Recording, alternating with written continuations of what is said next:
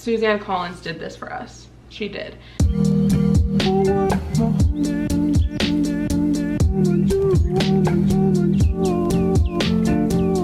Hello everybody, welcome back to my channel. My name is Ellie if you've never been here before, and on this channel I upload whatever I want. It is the start of a new month, so it is that time to talk to you guys about what books I read last month in April and what books I'm planning to read this upcoming month in May. Let's start with the books that I read in April. So I actually need to pull up the Goodreads because it's been a long month, you guys. The first book that I read in April was The 7-Year Slip by Ashley Poston. I rated this 4.5 out of 5 stars. I really enjoyed it.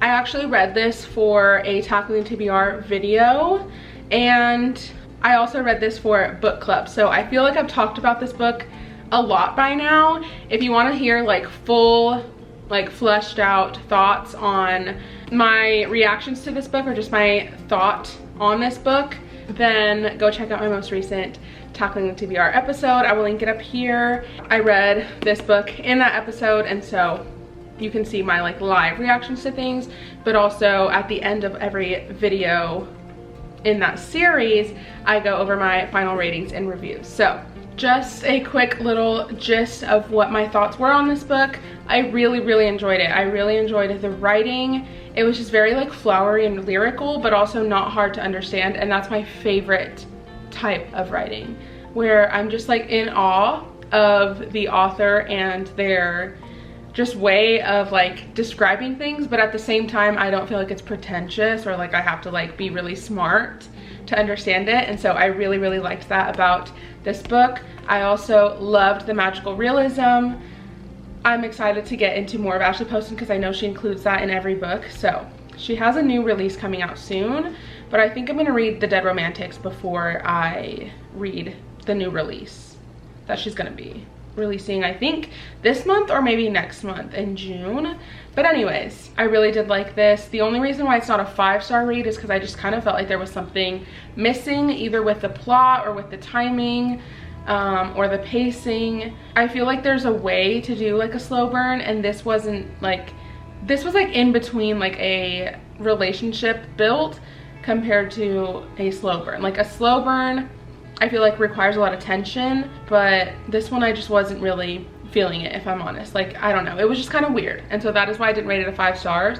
But I enjoyed it so much, and I enjoyed the writing so much and the characters so much that I couldn't rate it anything less than a 4.5. So anyways, that was the first book I read in April. The next 2 books that I read in April kind of go hand in hand.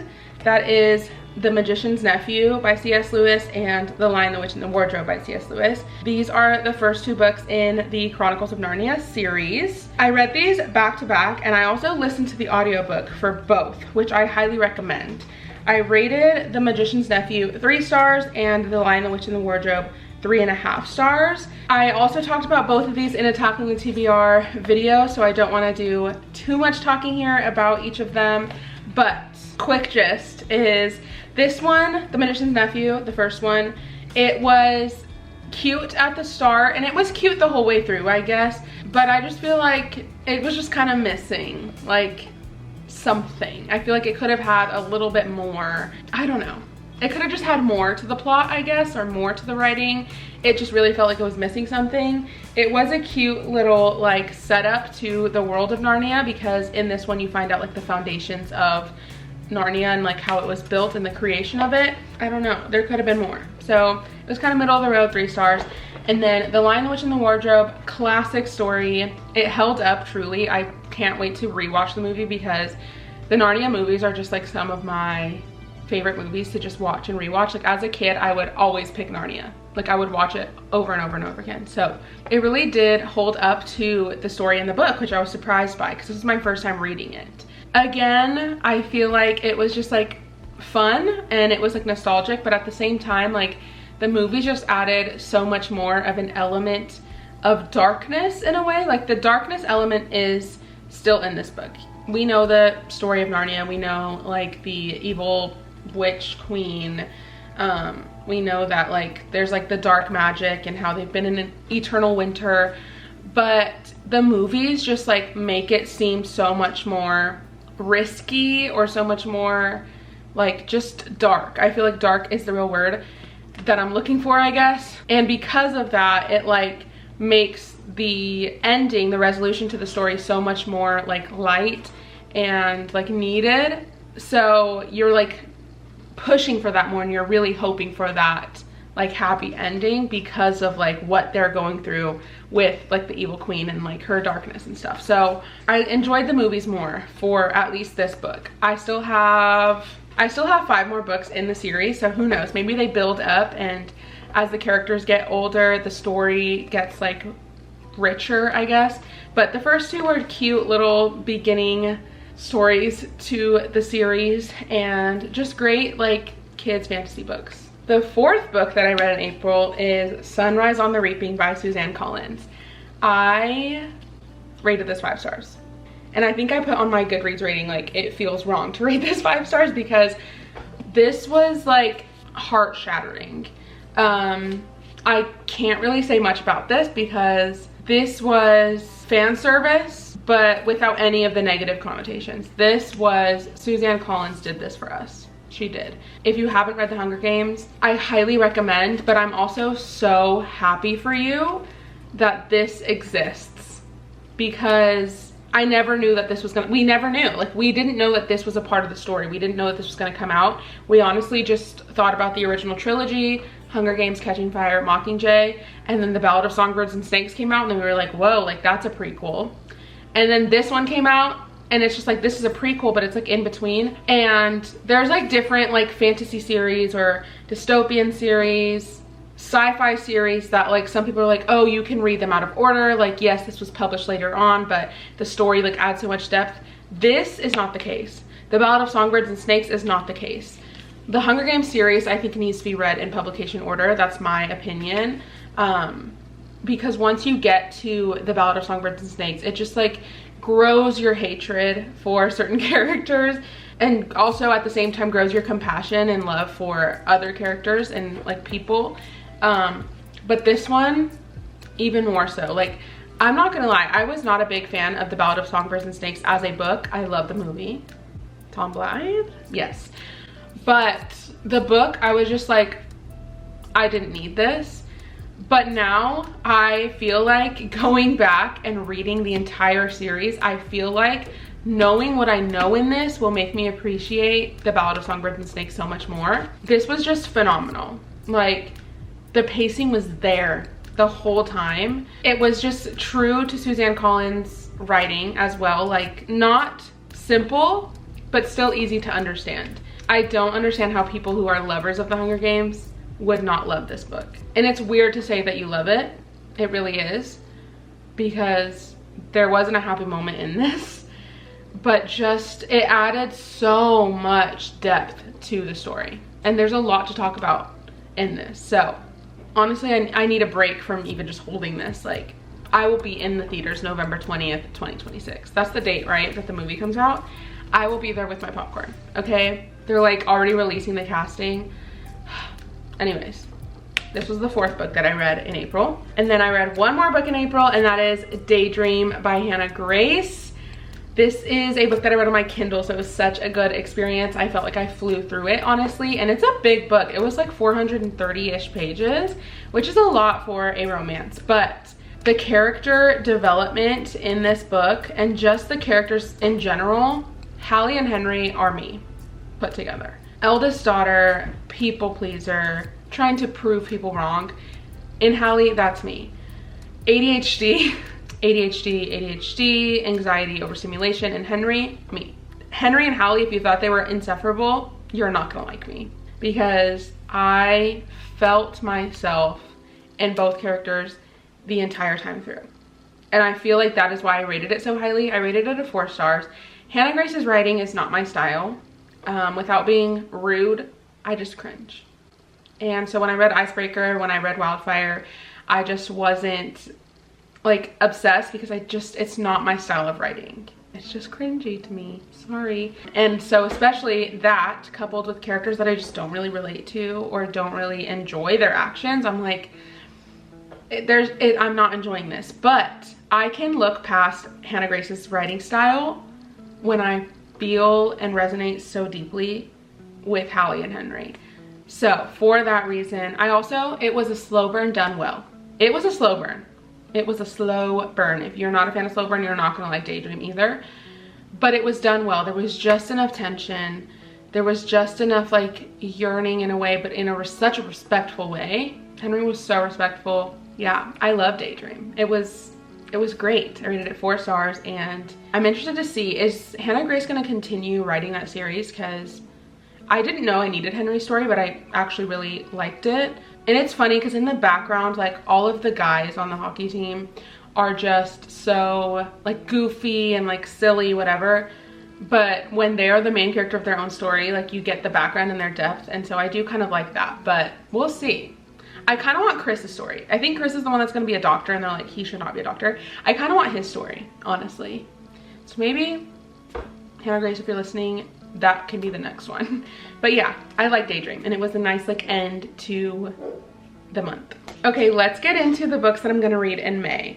This is honestly kind of a funny list because I was coming up with it today, and I was like, I don't even know what books I want to include. So let's get into that list. I don't know when I first put this on my TBR.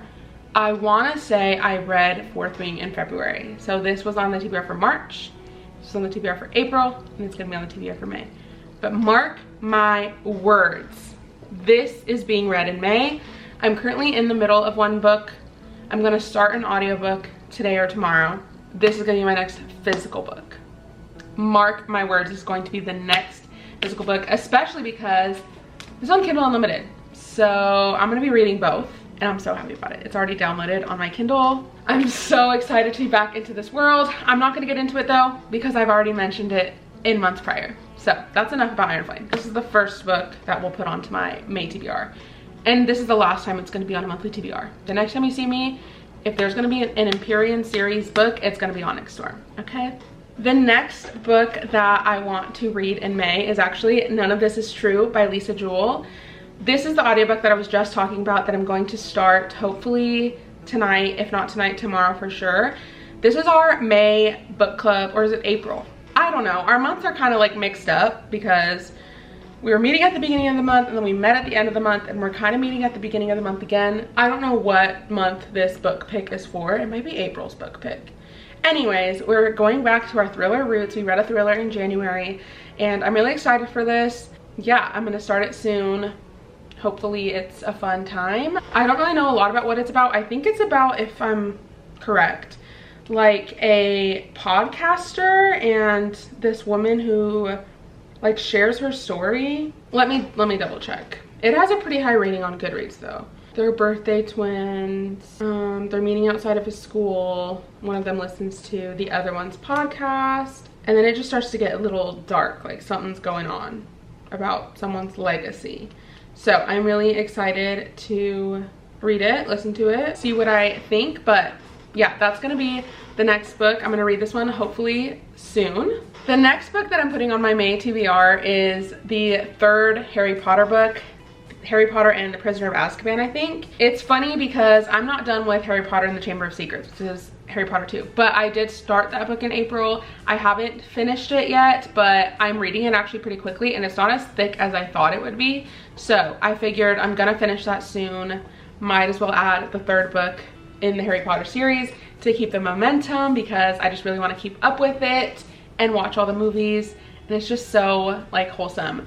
This is not really part of this video, but when I started Harry Potter 2, I was sucked in immediately. I was in a public setting, which is hard for me to start books in that setting in general, but literally I was sucked in from the beginning, and I just can't wait to see what happens. So Harry Potter 3 is going on the May TBR. The next book, I'm realizing most of my reading is going to be Kindle reads, so that's very interesting. But the next book is going to be another Kindle read. This is Part of Your World by Abby Jimenez. This book is on Kindle Unlimited, which when I got my Kindle for my birthday, at like nearing the end of March, I got a free trial to Kindle Unlimited. I want to start reading Abby Jimenez's book, or just try her out, which I think you're supposed to start with Part of Your World as your first one in that like interconnected series. that she has. But also I would like to use Kindle Unlimited because I'm not paying for it, but my trial is going to expire at some point, so I would like to use it up. So I'm going to start with Part of Your World. I'm excited because I've heard a lot about Abby Jimenez's writing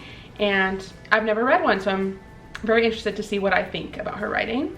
The next book, again, another Kindle read. This is also on Kindle Unlimited. This is The Housemaid by Frida McFadden. I have read a few Frida McFaddens, or a few, maybe I've just read one. I read Never Lie and I really enjoyed it. And I'm excited because I know she has like a huge backlist, but this series is one of her most popular, and surprisingly I haven't read it. I know there's a movie coming out, I think, so I'm excited to read it. This is one of her like higher rated books, and I know she's kind of hit or miss. So I really liked Never Lie, and that's also another one of her popular books. So I'm hoping that this one I will also really like. I'm gonna start the Housemaid series. I don't know if I'm gonna continue that series, but I'm gonna at least start it and dip my toes in that series and see what I think. The last book that I'm going to read in May is actually a very interesting one, and I don't know that I'm actually interested in the book, but I pulled this prompt actually like not even an hour ago out of the Jellycat bag, and I was like, you know what, I know I'm gonna read it in May, I might as well include it. But this is Brushko by Bruce Olson. This is like a biography, I think, of this 19-year-old missionary and like his story. I'm gonna be honest, like I was in my Talking TBR video, which you guys will see whenever it comes out sometime this month. I'm nervous because some of the wording, the word usage used just to describe the book on the back or even on the front is concerning to me, and I'm nervous that it's going to be like a very Americanized version of Christianity, which I'm just not a fan of. We will see, but this was gifted to me by my mom, and it was also part of the Talking TBR series, so I'm gonna read it, but I'm also gonna be honest with it. So if you're interested in seeing what my thoughts are on this, it'll be in whatever